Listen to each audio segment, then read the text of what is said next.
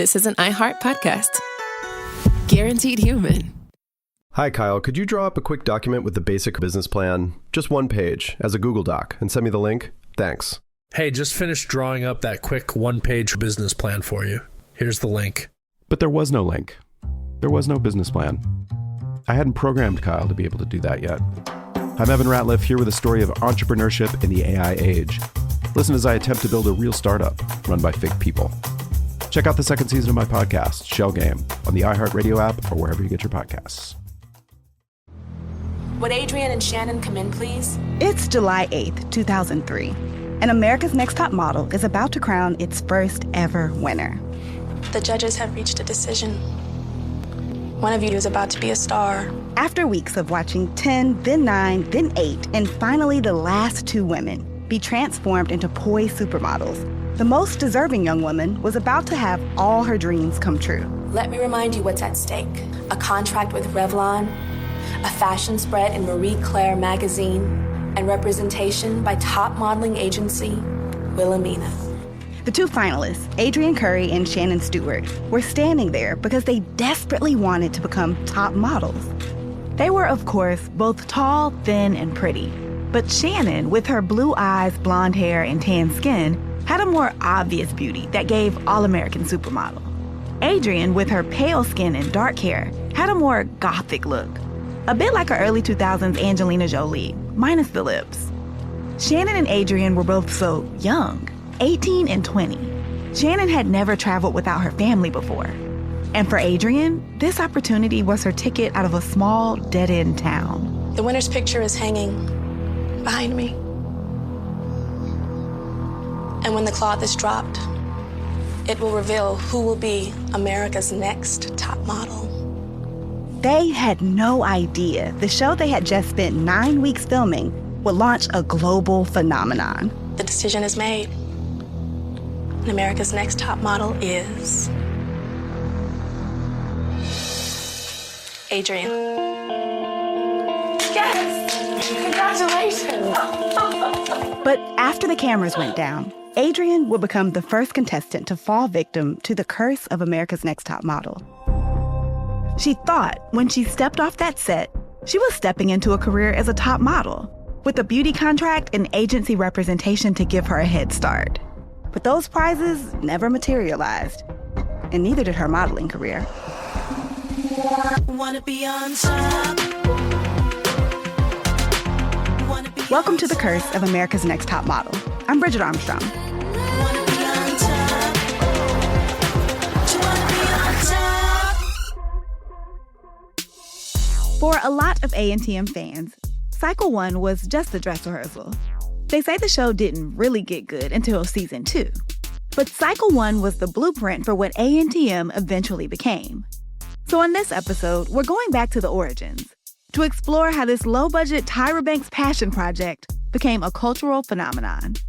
We'll talk about how the season came together and explore how from the very beginning, the show's popularity overshadowed the body shaming, manipulation, and false promises ANTM was built on. Adrianne's win in Cycle 1 helped launch the top model machine that grew into a global franchise. The problem is, it didn't produce a top model. And these days, Adrianne has been very candid about the show failing to live up to its promises.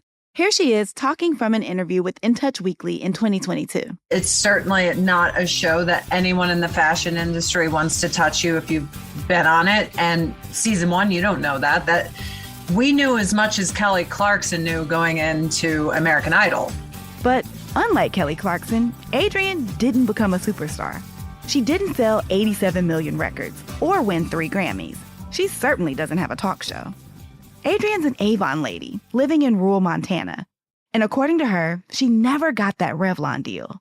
And the Wilhelmina contract was an empty promise. She says the agents completely ignored her. In fact, once she left the show, she discovered that no one in the modeling world took her seriously. When it came to fashion, America's Next Top Model wasn't a leg up. It was a black mark. From the beginning, the show seemed to prioritize making great TV, not great models. But that may not have been Tyra's goal at first. So let's pick back up where we left Tyra, before she even had a team or models to disappoint. Once America's Next Top Model was greenlit, UPN wanted to start production almost immediately. And for the first season, they gave them a tight budget of $500,000 per episode. Now, that might sound like a lot of money, but Top Model is an expensive show to make. There are at least 10 models who have to be housed, an international trip, 10 on-location photo shoots, and 10 challenges that all have to be paid for, as well as a full production crew, makeup artists and stylists, a panel of judges and experts, and Tyra Banks herself, who all have to be paid. To put it into context, by cycle 10, the episode budget was well over $1 million. To make cycle 1 work, they had to find a cast and crew quickly. So Tyra called in some favors. People who would do the show not for a big paycheck, but for Tyra. She was friends with former model and baby fat director Kimora Lee Simmons, so she got her to be a judge on cycle 1. Also joining the panel of judges was Beau Quillian, who at the time was the fashion editor at Marie Claire, the magazine that would give the winner a spread. And of course, rounding out the panel was supermodel. Excuse me, the first supermodel, Janice Dickinson. And that's literally how they introduced her on the first episode. Janice became one of the world's first supermodels in the 1970s, and her face was featured everywhere. I've been in this industry for quite a long time, making me probably the most opinionated person on the panel. All right, next we have Janice became known for her less than gracious opinions. But according to her, she was just doing her job. Here she is in 2022, talking about her role on the show. When I was hired to do America's Next Top Model, Tyra hired me to be like a female Simon Cowell, to be feeding in a negative fashion things about the girls. And as we know, Janice did her job well. Maybe too well. There's so many teeth in her mouth. I mean, it's like, maybe she should have a few removed. You gotta work on the thighs. Got that booty thing. Your ass was going, wiggle woggle, wiggle woggle. A scathing, vitriolic judge. Check. Next, they needed some fashion experts to transform these scrawny, confused teenagers into supermodels. So Tyra brought in somebody who trained her when she was a scrawny teenager. I have the one and the only top runway trainer. I have known him since I was 17 years old. His name is Jay Alexander. Come out here, Jay! Jay Alexander, or Miss J, was well known in the industry as the go-to person to teach young models how to slay the runway. In 2003, it was a big deal to feature a queer Black man who went by Miss on a mainstream show. And from the beginning, Miss J was his authentic, fabulous self. On episode 2, he taught the girls how to walk while wearing nothing but a black shirt, drawers, and heels. Jay walked out in a little black underwear or something and high heels. Jay's legs look a lot better than mine do, so yeah. My motto is, walk like it's for sale and the rent is due tonight. Next, there was Jay Manuel, or Mr. J. He eventually became a judge and the show's creative director. But on cycle 1, he first appeared as the makeup artist on the Makeover episode. Here he is wiping away a lot of dramatic tears. Don't look so sad. Models are canvases. Yeah, I know. They're canvas, and they're also chameleons. Wow, this was before Jay's iconic silver hair. He was still a brunette here. So, they had their judges, they had their Jays, and now they needed their models. They began a nationwide search. And despite not knowing what this was going to be, young women showed up and sent in their audition tape. At least one contestant was cast the fairy tale way, literally, at Disneyland. Giselle Sampson was working as a dancer at Disney when her coworker approached her. He came up to me, he was like, "What are you doing here? You should be modeling." And then he said something that would change Giselle's life forever. My ex-girlfriend, she's in casting, and there's this show called Supermodels. Originally, it was called Supermodels, or maybe that was the alias that they were using. She gave her coworker her headshot. He passed it along to his ex, who was working in casting for ANTM. Giselle didn't hear anything for a while. Then a few months later, she got a call about that supermodel show. And I got the phone call on New Year's Eve, December 30th of 2002. They were like, "Hey, can you come in right now and meet with our producers?" I literally changed, got in my car, went to CBS Studios, an office, and I walked in and I was just, thinking I was just going to meet a couple of producers. And then there was Tyra Banks sitting right there in front of my face. As I've heard over and over, on the first seasons, Tyra was extremely involved in every aspect of production, including casting. Giselle remembers Tyra asking her to lift up her shirt to show her stomach. She wanted her to do a runway walk, right there, in between the cubicles. The idea terrified her. I freaked out and I was like, I'm gonna lose the opportunity. I started crying. She was like, oh my God, that's probably what got me the damn show. I started crying because I was so self-conscious because I have S-curve scoliosis. And so I had a total breakdown. And she was like, oh my gosh, girl, we're tall. We all have that. Don't worry about it. And I was like, okay, cool. So she boosted my confidence at the time. And so I did my thing. You know what? Giselle might have a point about her breakdown getting her cast. Her entire storyline was focused on her supposed lack of confidence. In her callback, Tyra asked Giselle one more thing: how she would feel if she became famous. I lost my shit again.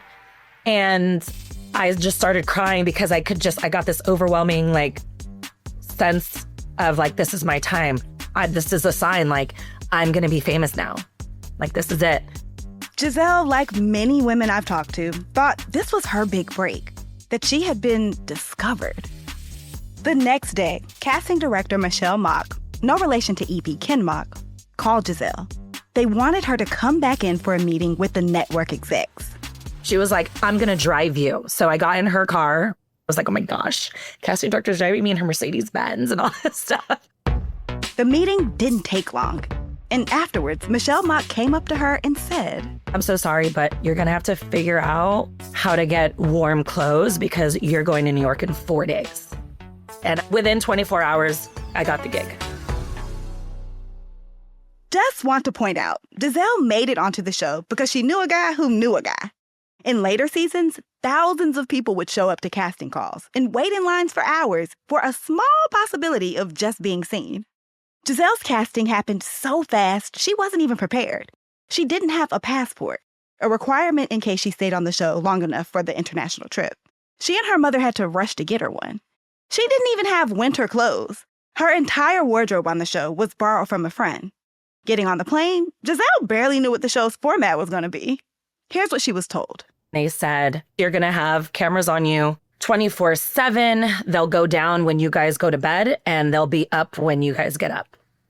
But that's all I knew. And then we were going to go do some modeling things and then we were going to be judged on that and hopefully make it to the next round. But there wasn't really much said. Giselle quit her job and took a semester off college. But before she could officially join the cast, there was one teeny tiny piece of business. She was handed a stack of papers and told to sign. I was 17 years old just 5 months before I got this competition show. And they threw legalities at me. You need to sign this, the releases and everything. And I was so excited to be on the show. I didn't know what I was signing. And I didn't even have time to have my parents look over it, have a lawyer look over it, nothing. I just was like, oh, I'm so excited. And they're dangling fame and fortune and television and, being a star right in front of my face. I'm going to sign anything, So she signed those papers and was cast on the very first season of Tyra Banks' new modeling show. UPN tomorrow. 10 women go head-to-head for the ultimate prize, a modeling contract with Revlon. Meet Giselle. I hate to be bothered, seriously, when people are like, you need to do this or you need to wear this. I'm like, will you leave me alone? Spoiler alert, Cycle 1 did not make Giselle a star. But it did make America's Next Top Model a hit. With a Revlon contract at stake, America's Next Top Model premieres tonight after Buffy on UPN. We'll get into that after the break.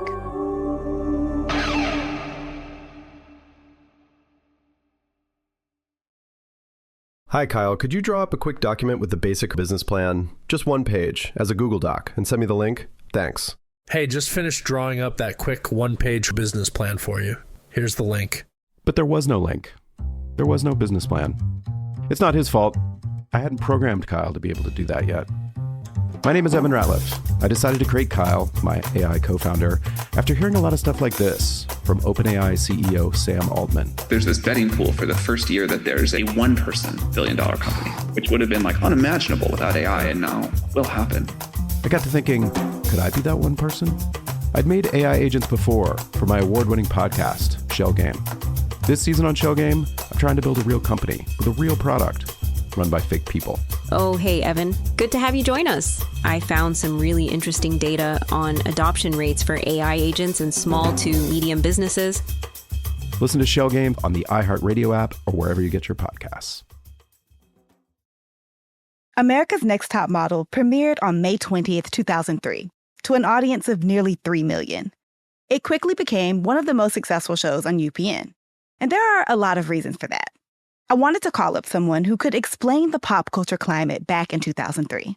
Someone with insight on what made ANTM and shows like it such a hit. I am the original influencer. In fact, that word didn't even exist when I began back in 2004. That's Perez Hilton. He made his name terrorizing anyone who had the misfortune of being famous in the early 2000s. And back then, people weren't really talking about celebrities online. The websites for the magazines, people.com, usweekly.com, they were just placeholders. Go to our website to sign up for a subscription to the magazine. Nobody was breaking news on the internet. And then I come along and that's all that I'm doing every day. Back in the day, Perez was messy. Honestly, messy is an understatement. He was accused of outing Lance Bass, Neil Patrick Harris, and Jodie Foster. He constantly mocked celebrities' appearances and weight by featuring unflattering paparazzi photos. In one of his posts, he linked to a possible upskirt photo of an underage Miley Cyrus. The Insider did a segment on Hollywood's most hated websites, and they reached out to me and said, what if we made you #1? Then for the longest time, for years after that, I called myself PerezHilton.com, Hollywood's most hated website. Besides being an expert on early 2000s culture, Perez was a guest judge on ANTM in its later seasons.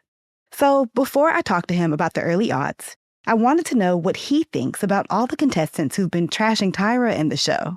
I encourage everybody to speak up and share their story, and I don't have to agree with it. If you hated it that much, you could have quit. You could have stopped. I might not agree with Perez on this one, but I'll say this about him. As a person who made his career out of embarrassing celebrities, he knows what audiences really want, at least at our most base nature. Viewers enjoy watching others be humiliated and tortured and going through difficult things. That's why shows like Survivor and The Amazing Race and America's Next Top Model were popular. ANTM certainly got the humiliation part right, and viewers loved it. Perez has a theory about the early 2000s being ripe for reality TV, especially the kind where people made fools of themselves, like Top Model. He thinks it was a reaction to the very real and very scary things happening in the world. We were coming out of 9/11.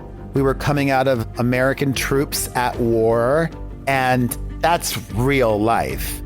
So when you translate wanting to see celebrities being real, flaws and all, once again, for me, it's escapism, easily digestible escapism. People must have really needed that escape, because compared to the other big reality shows at the time, ANTM was low budget. Survivor had almost quadruple the budget, and they flew an entire cast and crew to a remote country for weeks. The Amazing Race flew teams of people all over the world.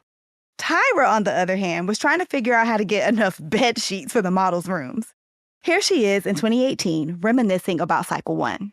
What do you remember most from when that show just started?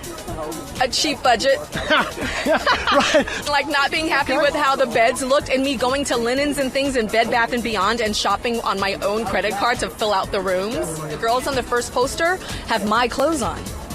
Yes, these Victoria's Secret little bandeau tops and skirts. Those were my clothes that I put in a trash bag for the airplane because I didn't want to put it in a suitcase because then I'd have to check it, and I was scared that it would get lost and then we'd have no clothes for the poster. Child, these people were broke. And remember the iconic judging panel? Well, on Cycle 1, the judging room was actually blue drape all around the rooms, but that was a hotel room where we moved the bed and stuff out. That was a hotel room, the first judging room. You know what? That makes sense, because Tyra and the panel were squeezed in at that table like the models on Cycle 5 during that phone booth photo shoot. In fact, Giselle told me that the so-called penthouse was just a bunch of regular hotel rooms. What they did is they took the top floor and they took all of the rooms and they took the doors off and then they combined it. There was no penthouse or anything like that. Ken Mock struck a deal with the hotel to house the models and crew in exchange for promotion on the show. That's why there are so many shots of the hotel signage in this season. And we're not talking about the Ritz here. It was a small, low-key New York hotel that's now out of business. I'm telling you, these people were making it on a hope and a prayer. Using bread bag, those little ties to hold curtains together. And I guess we were, the guinea pigs. So it was more of a free-for-all. And let's figure it out as we go sort of thing. Cycle 1 didn't have the budget for the over-the-top photo shoots and stunts that became synonymous with ANTM in later seasons. Instead, the models did runway walks, a bikini photo shoot on a cold rooftop. They went to casting calls, did a mock commercial, worked with PR people, and did a magazine interview. The most shocking things they did were a mostly nude photo shoot where Robin uttered these iconic words. Last week, it was bra and panties. I probably would never do that. This week, it's 2 strands of ribbon and a thong.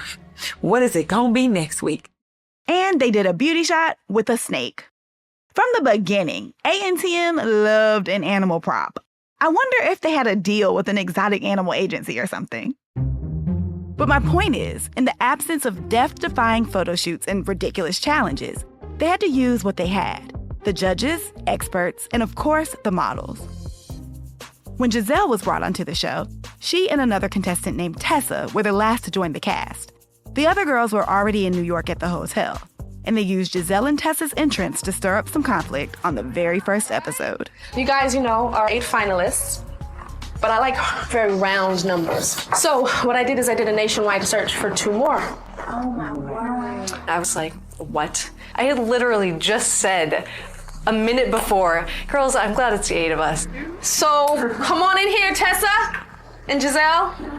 I noticed them checking me from up and down, just, I don't know if I like this girl. There were already 2 girls in the house who kind of resembled Tessa and Giselle, which automatically put them at odds. Giselle and her doppelganger, Katie, both had long dark hair and I can't quite place your ethnicity kind of look.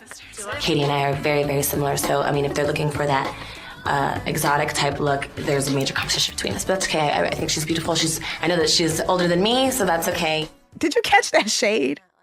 This unexpected twist of bringing in new castmates is something we see over and over again in reality TV. The Traitors does it. RuPaul's Drag Race has done multiple seasons where there are 2 casts who initially know nothing about each other. America's Next Top Model didn't invent this trick, but they were one of the first to do it in this way. And while not sinister, it was clearly done to throw off the original 8 and pit them against the newbies. Re-watching Cycle 1 made me feel older than any of the others. Not just because it happened the longest ago, but because the drama feels so dated. I couldn't believe these were the things that riveted me in 2003. There was the bikini wax on episode 1. I felt extremely uncomfortable with the bikini wax. There's only 2 people that's been out there, myself and my gynecologist, and I give him crap. I'm really scared. I told everybody in my whole life, I said, I will never get a bikini wax.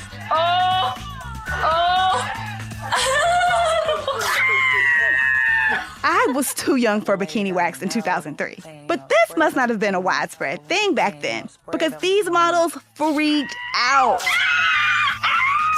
The waxing scene was even the clip they showed on Tyra's late-night appearance with Conan O'Brien when she was promoting the show. Is that something that a model has to get? You know what it is? New models are always told by their agencies that they have to show up at a shoot clean hair, clean face, and clean shaven. And a lot of models don't really understand what that is. They think, okay, clean shaven, and then they get to the shoot and it's like, they forgot a spot.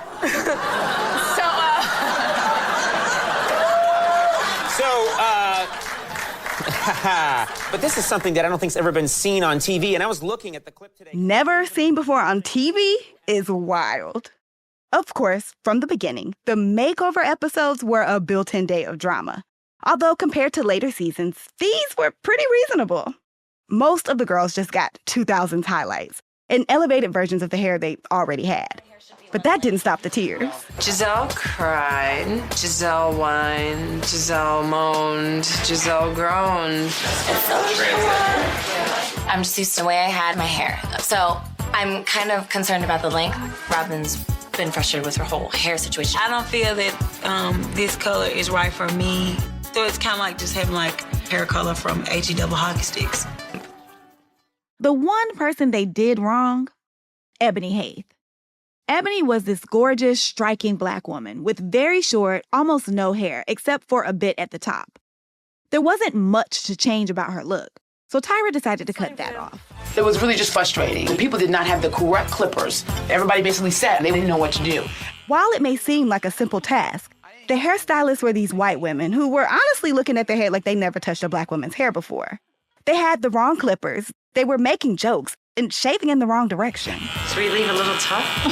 I didn't even like the way the woman was cutting my hair and the way they were having conversations in front of me. Should we write her name in there? Yeah. As a woman who also has very short hair, who recently let her boyfriend cut it and ended up bald, I feel her pain. But despite being made the butt of the stylish jokes and getting a terrible haircut she later had to fix herself, Ebony reacted to the whole thing very well, better than I would have. I don't know if it was intentional, but this botched haircut mirrors a dynamic Tyra encountered in her early career, showing up on set, and there's no one there who can style Black hair. You know, the white girls and the Asian girls and the Latina girls, they would come to set just with their little purse, empty-handed. Child, I came with a suitcase. I had to have the pressing comb, and sometimes the pressing comb and the hot plate. If the pressing comb that plugged in wasn't working, I had to have my Vitapoint grease. I had to have my edge toothbrush to comb down my edges. Supermodels Ducky Thought, Jordan Dunn, and Anakia have all talked about this. Maybe the show was trying to give Ebony a taste of what she'd experienced in the real world. But giving a contestant a bad haircut in a competition that's all about looks seems unfair. Overall, though, the makeovers on this cycle were pretty tame. But the drama in the house was a little more spicy. America was a lot more religious 20 years ago. And ANTM really played into the conflict between Team I'm a Christian, i.e. Robin, Shannon, and Kizzy, versus Team Atheist, whose sole member was Elise. Do you believe in anything, Elise? Like, I'm an atheist. An atheist?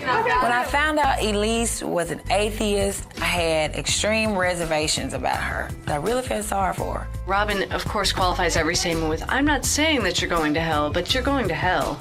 Robin actually showed me this Bible verse. Foolish is the man who says there is no God. Like, when I read that made me think of you. To Robin, Elise might as well have been an alien. I genuinely think she'd never met an atheist before. But the Christianity conflict didn't end there. Ebony, the one who got the bad haircut, was queer, and one night wanted her girlfriend to come visit the hotel. When she asked the other girls if they were cool with it, the Christians, Robin and Shannon, were not feeling it. I wanted to know if it's okay if my girlfriend come over for about an hour or two today. Ebony's a lesbian, and I found this offensive. My beliefs on homosexuality, I think that definitely it is wrong. It says in the Bible that it's an abomination to the Lord. I don't personally agree with it. But instead of making this moment about these two models and their bigoted beliefs, producers pivoted and focused on Ebony's visit with her girlfriend. They hugged and talked about Ebony's new haircut. Ebony braided her girlfriend's hair. It was sweet. I'm not gonna take it off. Do you see? I am so bald. It does. The girls were very nice. You know, they came and introduced themselves. Where's the introduction? I'm so sorry. This is introduce yourself, Harry. This is This is Ka. Everyone except Robin and Shannon, of course. Great. You know, it really let me know that she's okay and she's in this for the long run. For everything ANTM did wrong, this one moment on cycle 1, they got right. This was 2003. Same-sex marriage was still illegal. And for a lot of viewers, this was probably their first time seeing a loving Black queer relationship on cable. Ebony ended up getting eliminated on episode 4. Justice for Ebony. Today, she's a fitness instructor in Brooklyn. I found her on Instagram, and it seems like she and Kai are still in each other's lives as friends. Religion and sexuality weren't this season's only source of drama. Let's go back to Elise, the self-proclaimed atheist. Her whole persona was about how smart she was. She wanted to be a doctor, and she really struggled with being on a show with people she thought were dumb. Perhaps her most memorable moment was her confessional crash out. Adrianne, stop interrupting me. Stop quoting Jay and Silent Bob right next to my ear. I've had enough of you. Jay, you offended me today. I know that medical school is hard work. How could I possibly not be aware of that? Katie, I don't believe a word that comes out of your mouth. You're the most insincere person I've ever met. Giselle, you worthless. You're so wasteful, bitchy, stupid. You're worthless. Your parents must be ashamed of you. Damn, that's harsh even by today's standards. Elise made it to the final three, which might have something to do with the fact that she was a source of drama. Giselle told me that around the time of Elise's rant, the show started to feel different. It became what Tyra and Ken Mott called a dramality. This show, this is a reality show that you're doing. Dramality. What was that? A dramality. My co-executive producer says dramality. Okay, it's drama reality. It's dramality. Yes. Here's Giselle. We all got along at first.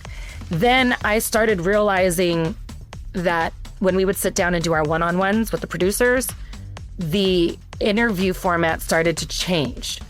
First, it was very like, how do you think the photo shoot went? What did you learn? What's your experience? Like, then later, it started becoming more like, well, how do you feel about that girl? And did you know that this girl said something about that one? And did you hear that these girls are saying all of this about this one?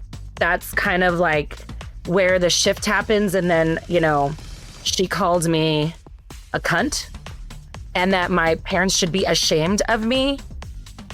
And I was like, okay, this is a whole different ballgame here. Giselle's right. This was a whole different ballgame. It certainly wasn't the modeling competition she signed up for. More after the break. Hi, Kyle. Could you draw up a quick document with the basic business plan, just one page, as a Google Doc, and send me the link? Thanks. Hey, just finished drawing up that quick one-page business plan for you. Here's the link. But there was no link. There was no business plan. It's not his fault. I hadn't programmed Kyle to be able to do that yet.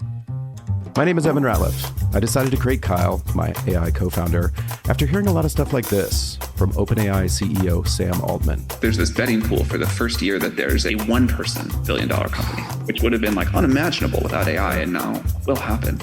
I got to thinking, could I be that one person? I'd made AI agents before for my award-winning podcast, Shell Game. This season on Shell Game, I'm trying to build a real company with a real product run by fake people. Oh, hey, Evan. Good to have you join us. I found some really interesting data on adoption rates for AI agents in small to medium businesses. Listen to Shell Game on the iHeartRadio app or wherever you get your podcasts. I wanted to spend the whole episode dissecting Cycle 1 because it's the blueprint, the bare bones image of Tyra's initial vision. And from the beginning, Tyra talked about size inclusivity. All colors, all shapes, and all sizes. Before we go on, I want to flag for listeners that we're going to discuss eating disorders and body dysmorphia in the next section. Before Tyra filmed the first episode of ANTM, she was a 90s runway model at the height of the heroin chic era. Tyra said in interviews that she was repeatedly told she was too big for runway. I was told that I wasn't good enough. They said, your butt is getting too big. The Kate Moss body standard simply wasn't possible for Tyra.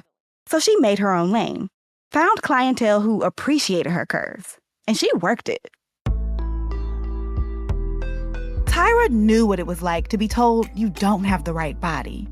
So she decided to embrace different body types on America's Next Top Model. From Cycle 1 until the end of the show, she always included at least one, and for a long time, only one, plus-sized or curvy model. But despite featuring plus-sized models, ANTM still trafficked in dangerous body standards. Contestants and fans have talked about how the body shaming they heard on the show made them feel bad about themselves and caused dysmorphia and eating disorders. And that body shaming was a part of the show from the very beginning. Elise was 5'10" and 114 pounds. We know this because in the first cycles of the show, they weighed the contestants on screen and read the number out loud. We were living in some dark times, y'all. Elise weighed the least of all the girls, and rumors of her eating disorder started when the other girls said they noticed how little she ate in her frequent trips to the bathroom. Now, we have to say this. Elise vehemently denied having an eating disorder on the show and after. But whether she did or didn't, it was a huge part of her storyline. Here are some of the girls speculating about her after a dinner with J. Manuel and Tyra. It's kind of an issue right now whether Elise has some eating disorders or not, but we're kind of confused. We don't know what's really going on with her. I'm really worried about Elise. She's a smart girl, but she's not fooling anybody. And even Miss Tyra sees it. Elise ate like a whole plate of stuff. She mentioned to somebody that it was because Tyra was there. And when asked during a judging panel which of their fellow models should be eliminated, more than one girl said Elise. I think this time she is struggling through unhealthy eating habits, and that could harm her in the future. I don't want to be the one to judge Elise because I'm very worried about her health. And here they are, speculating again at another dinner. All of the girls are concerned about Elise. When we were eating at Pizza Place, she got oatmeal. She doesn't really eat as much as I would care for her to. Keep in mind, anorexia has the highest mortality rate of any mental illness. Yes, it's classified as an eating disorder and mental illness. But the closest the judges ever came to addressing it was this moment, when they asked Elise, "Are you naturally that thin, or is that something you've worked towards?" No, I'm naturally this thin. I love it. I'm not so against thin, if it's natural. Well, you have no body fat on you, so there's no insulation. It's a little bit thin for me. While Elise denied having an eating disorder on the show, other contestants from Cycle 1 say their eating disorder started after the competition ended. I like Giselle because it just seems like she wants this. But I think she needs to tighten up. She's got wide ass. It's kind of wide. Here's Giselle, whose ass Tyra just called wide on national television. I saw it on the show, which is like a shock to me, which means now you're putting it into everybody's head all across America that I have a wide ass. So clearly I'm not good enough. Clearly I can't be a model. So how do I get rid of this wide ass? Oh, maybe I should stop eating. And then when I eat too much in one setting because I get so hungry, oh, now I feel guilty. How about I go throw that up now? I walked into that show with a lot of confidence, and then I ended up having anorexia issues after that, bulimia issues after that. I have never overcome my own body shame that I have. And it wasn't just Giselle. Robin, the only curvy model on Cycle 1, got it the worst. Now I have to pause and say this. I'm sure I thought Robin was beautiful when the show first aired. But rewatching, I was gagged. Robin is a baddie. She has the type of body people go get a BBL to have. And this is how the judges talked about her. Robin's out as far as I'm concerned about being a supermodel. No, absolutely not. This girl should not be first. Well, that's my humble. Why? Because I think next America's Top Model is not a plus-size model. I'm sorry, that's my opinion. That's, of course, Janice Dickinson, who was especially outspoken about Robin's body. But she wasn't the only one. Now, are we shooting for the large size category? Yes, Robin would represent a plus-size model. One problem that I do have with Robin, I think on the top she's not plus-size, and on the bottom she is. Robin, first of all, is too old to be starting model. She's huge. She's not going to be a top model. She won't. That's the reality. She should work for a car toppling company. Did she say a car toppling company? What does that even mean? Imagine being invited to a show where you've been told your body type is welcome and even celebrated as a representation of real women. And then going home and hearing the judges say this nonsense.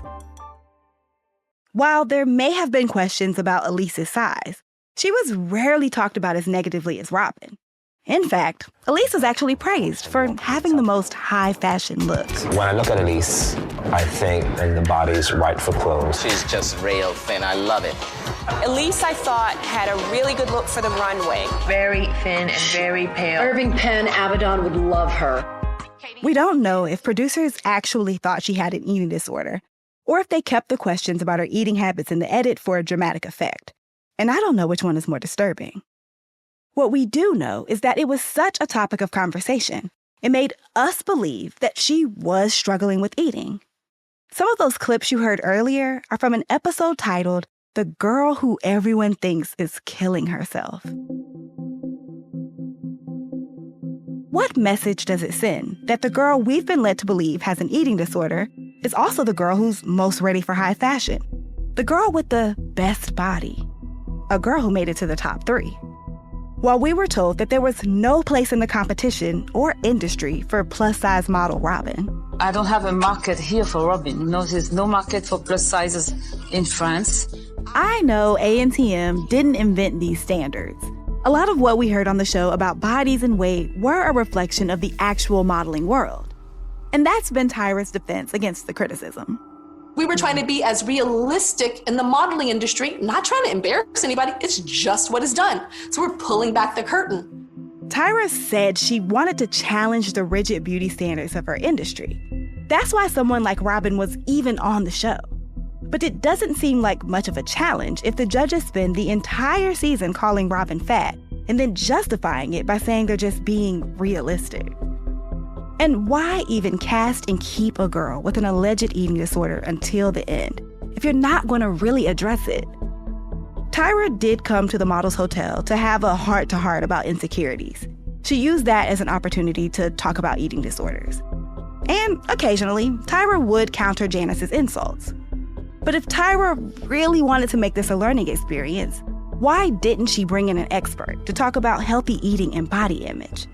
Remember, this is a season that brought in a guest acting coach, a guest stylist, and a guest trainer to weigh the girls on camera. We could almost forgive ANTM for degrading women's bodies on national TV to an audience of young women, if they would have learned the lesson and changed after the first season. But we all know the body shaming continued for a long time after that. When it was all said and done, Cycle 1 ended with Adrianne Curry wearing the crown. After passing all the tests production threw at her, Adrianne became the show's first ever winner. The very first episode of America's Next Top Model was titled "The Girl Wants It So Bad." As Tyra laid out in the first 30 seconds of the premiere, she was looking for someone who wasn't an obvious winner. I want to make a top model in 8 weeks. I want to take someone from obscurity to fame. A person she could transform into a top model. She wanted a diamond in the rough. Some of these girls you would not look at twice in the street, but I'll know when I can make them into something. Well, you coming to LA? You're semi-finalist. This is a once-in-a-lifetime opportunity, a life-changing opportunity. What I'm looking for is a star. That's all. And that star turned out to be Adrianne Curry. She was the embodiment of everything Tyra was looking for. She was different and edgy. A self-proclaimed tomboy with a history of teenage drug use. She had a habit of quoting the movie Jay and Silent Bob. A perfect candidate for Tyra to showcase her ability to find and make a star. And Adrianne took on the competition with a self-assured but laid-back attitude. I'm funny. I'm pretty. I got perfect teeth. What do you think makes you special? I'm like a really big tomboy. I mean, she genuinely bought into the dream the show was selling. She took the competition seriously.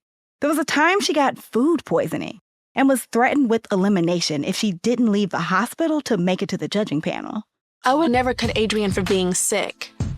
But unfortunately, the judges came to the decision that if she was not present during the judging, she would be eliminated because it wouldn't be fair to the other girls that would be present. The doctor told me it was a severe case of food poisoning. I faked being better to get out of the hospital. I'm not gonna miss elimination. There's no way. The one time I had food poisoning, I could barely lift my head, let alone put on a bunch of makeup and get judged in front of a panel for hours. But Adrianne left the ER and showed up at the judging panel, which again was a curtain-draped hotel room with bread ties holding back the fabric. Here's what Janice said to Adrianne that night. The fact of the matter is that you showed up is what it takes to be a model and a supermodel. Well done. I applaud that. The fact that they encouraged her to leave the hospital and celebrated it was at the very least irresponsible. But this was just a small part of Adrianne's storyline. By far, Adrianne was the girl who tried the hardest, seemed the happiest to be there, was the most cooperative, complained the least, and had the biggest transformation. Tyra said as much when she crowned her the winner. Adrianne, you have transformed like Cinderella. When I looked at you in LA, in our semifinals, I was like, I don't even think she'll make it to the finals. Then you got here. First week, I was like, I don't think she'll make it to the second week. And you're standing here. Adrianne came from a working class background, and her mother had gotten scammed out of a bunch of money by pay-for-play modeling agencies. She'd been trying to make her daughter's dreams come true, but it was money the family couldn't afford to lose. Adrianne didn't just want to win, she needed to win, and you could tell. I don't want to leave. Either I win and my life drastically changes and for the better, or I lose and I fall more and more into the hole. She may not have been as refined as some of the other girls, or as runway ready as Elise, but she did want it bad, and she had the best story. And this isn't an insult. She isn't in denial about why she won. A few years ago, in an interview, she said, quote, "Did I deserve to win? No. I just gave the producers what they wanted to make a dime and get a show going." I say that to point out that from the very beginning, ANTM was about selling a Cinderella story, making a nameless but seemingly deserving young woman's dreams come true by propelling her into supermodel stardom. Cinderella is a happily ever after kind of story. She got her prince and her castle, and we heard all season what ANTM's winner would get. A contract with Revlon, a fashion spread in Marie Claire magazine, and representation by top modeling agency, Wilhelmina. But here's the thing. After we closed the storybook and went to sleep, we never came back to make sure Cinderella really got that happily ever after. Because if we found out the prince was a jerk and the castle was a rental, the story wouldn't be a fairy tale. That's true about all Cinderella stories. We never get to see what happens next. And for Adrianne, ANTM's first winner, her fairy tale story ended abruptly, as soon as the cameras stopped rolling. According to her, she never got the prize. She stated publicly in multiple places going back to 2007 that the Revlon contract turned out to be a $15,000 job to model makeup in a room for some execs. And according to her, she never even got the $15,000. And the Wilhelmina contract? Well, Adrianne said when ANTM replaced them with another agency, IMG Models, on the next season, they sidelined her as a retaliation. According to Adrianne, when she reached out to Tyra and the producers to get advice about navigating her contract and getting paid by Revlon, she was met with crickets. In fact, she said the only time she ever heard anything from Top Model after her win was when she decided to do the reality show, The Surreal Life. Then the agency reached out to let her know Tyra and Top Model execs didn't want her to do the reality show. She ignored them. But by the time she spoke out to tell her truth about her ANTM experience, we had already moved on to new models and new drama. ANTM became bigger than Tyra's original vision. As the challenges got wilder and Tyra got more eccentric, it stopped being a modeling competition designed to give contestants authentic modeling experience and became a Tyra Banks circus complete with acrobatic photo shoots and clownish makeovers. We weren't paying attention to what happened to last season's winner. Cycle 1 was the blueprint for everything we love and hate about ANTM. Cycle 1 walked, so moments like "we were rooting for you" and terms like "smize" could run. But it's also the cycle that laid the blueprint for body shaming, exploiting people's pain for a storyline, and selling a lie to a bunch of people with a dream while getting us, the viewers, to look the other way. After Cycle 1, the show took off, and the America's Next Top Model machine was up and running. There was a growing supply of new models who happily signed up to reveal their secrets and trauma and go through grueling 20-hour-long production days for little to no money. They signed up to temporarily give up their autonomy and have their most embarrassing and difficult moments witnessed by us. All for the chance to be America's Next Top Model, thinking they would be the one who would actually make it. On the next episode, you'll hear more from the models. They'll tell you what they thought they were getting when they signed on the dotted line and what it turned out to be. We'll explore the ANTM contestant contract and talk about how it enabled one of the biggest controversies in ANTM history. I was in debt after the show.